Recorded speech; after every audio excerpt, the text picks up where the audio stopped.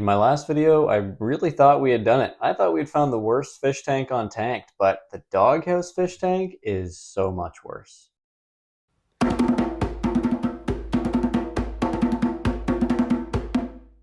That is flippin' absolutely awesome.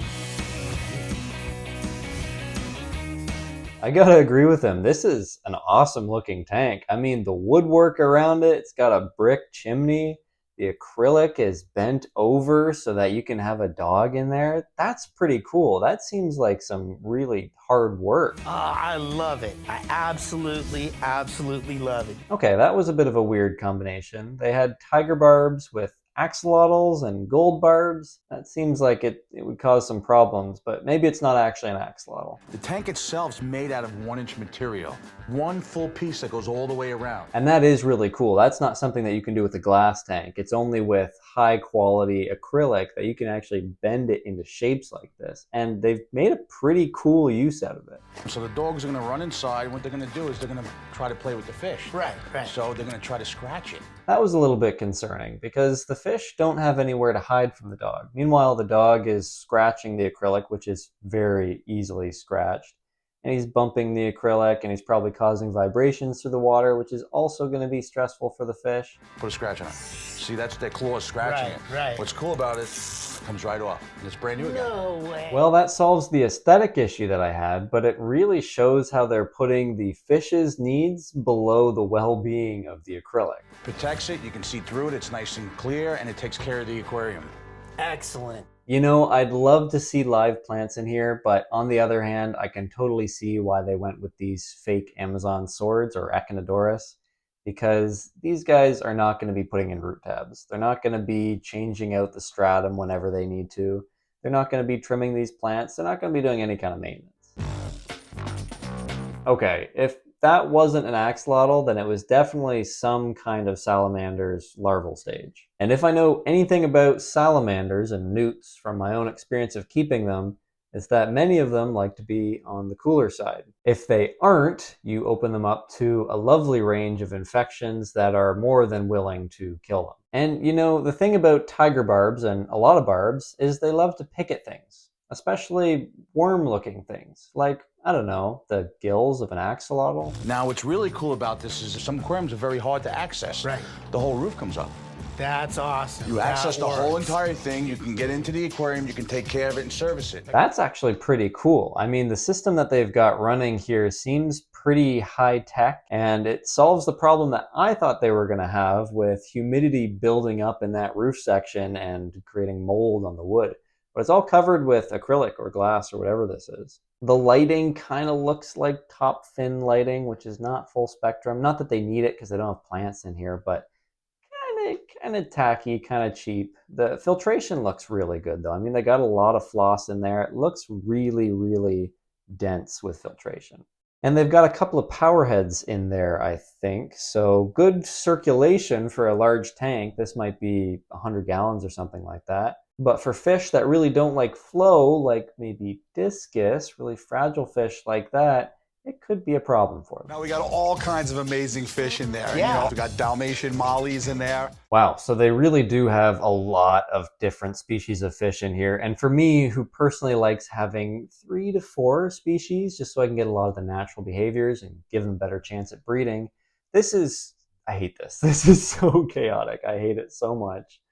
But many of you love your chaotic aquariums, and you may love this, but let's see if it's actually compatible. I see some brilliant rasboras in here. I see some lyre-tailed Dalmatian mollies. It is fun how they do little punny fish, you know, Dalmatian mollies, like Dalmatian dogs. I saw some rosy barbs. I think I see some Pristella tetras, other types of mollies, lyre-tail mollies. This is going to be a very populated tank if they have their way. And then I see clown loaches, and I think to myself, oh, like why? Why are we doing this again? You were doing pretty well there with, okay, we got live bears, we've got some rasboras, we've got some tetras. That's pretty good. You know what? Let's throw a fish in there, a schooling fish that gets over a foot long. What do you think? And although we said the tank was maybe like 100 gallons, the amount of space in the corners is pretty limited. I want to say that those corners are maybe 6 inches in width, and then they're maybe 3 feet in length. But if the fish can't turn around to enjoy the length of the tank, then that's a big issue. We actually have fish that are called water dogs. You got water dogs in there? And water dogs are in there. Those guys are actually amphibious. Right. So they're able to go on land and in water. That's awesome. They're calling them water dogs, which is an umbrella term for a lot of different species of salamander larvae. These could be axolotls, because axolotls technically do become salamanders in certain conditions. But these could also be tiger salamander larvae, many other types, we just don't know. Something that they all have in common is that they get relatively large. Axolotls can get up to a foot long in some cases, and sometimes even larger than that. So a 6-inch turnaround space is not going to be big enough for them, as inactive as they are. I did mention that I'm worried about the fish picking on the gills, and they totally will do that. But I'm also worried about the axolotls eating the fish, which they also totally do that. And sometimes it's quick. They eat a fry, they eat a small fish, and it's gone. Other times, they bite the fish, leaving the fish to die of an infection days later. You have to walk them every 4 hours, okay? Yeah. Yeah, no, you don't actually, because they are fixed in their larval stage. That's why axolotls have a big tail fin their entire lives when you keep them as a pet, because they're never going to enter into their salamander stage, although they can in the right conditions, like I said before. So while he's saying they're amphibious, they're not really amphibious. The adults prefer to be on land where it's moist, where it's humid, while the larvae like to be fully submerged in the water as they are here. So you can have one or the other, but you can't have both. And a little discus? Little discus, yeah, there's 6 discus in there. I love discus. It's a discus, it's a disc, it's a frisbee, bada boom bing pow, we have another punfish. And a punfish that likes to be kept at 86 degrees Fahrenheit, which the axolotl does not like to be kept at. I see maybe a problem here, but I guess it won't matter, right? Because like the tiger barbs will just kill the axolotls, and maybe the axolotls are food. Maybe I'm getting this all wrong. You know what? I'm getting this all wrong. They're just very big, expensive feeders for these fish that hopefully won't kill them all once they die. There's also some catfish in there. We have some glass cats in there that actually look like they're see-through. So you're gonna see the dogs chasing the cats. Oh man, he got me again. Wow, that is so funny. On a more serious note, glass catfish are kind of fragile. Reports vary, but I have found them to be very fragile. And the time when they are most fragile is during shipping. And it seems like these guys didn't ship them very well, because the barbels are already falling off of some of them. The fun thing with glass catfish is once the barbels fall off, they have lost their best sense for food and the whole world around them. So they're essentially blind after that point, and they die. Now, I'm not stupid about this. I know that they can sense light and vibration still, but they do tend to starve after a while because all the other fish are able to outcompete them in the absence of their barbels. You got all the right fish, all the right stuff. It's a great looking doghouse. You know, it's weird. We take this step back from the fish tank again, and somehow it's ugly, even though it's the same picture that we just saw at the beginning of the video. I know that there's just the worst combinations of fish in there now.